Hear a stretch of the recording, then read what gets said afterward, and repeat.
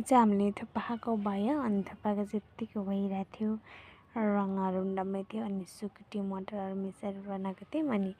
एकदम मिठो भएको थियो यसरी चाहिँ कसैलाई मनपर्छ अनि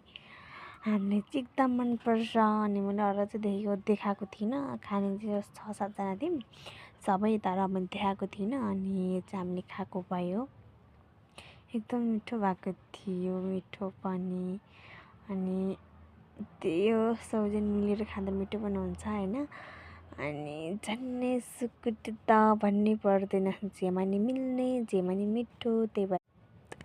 त्यही भएर पनि होला साथीहरू हामीले चाहिँ मजाले खायौँ तपाईँहरू पनि खानुहोस् थुक्पा त सबैजना खान्छौँ त्यही पनि एकदम मिठो भएको थियो अनि भिडियो गर्ने चाहिँ मान्छे नि थिएन अनि बेलुकाको नि त यो अनि त्यही भएर राम्रोसँग क्लियर देखेको छैन कि अनि त्यही भयो नि हेरिदिनु माया गरिदिनु होला सबैजनाले अघिको हालेको त्यो चाहिँ 1 भयो यो चाहिँ 2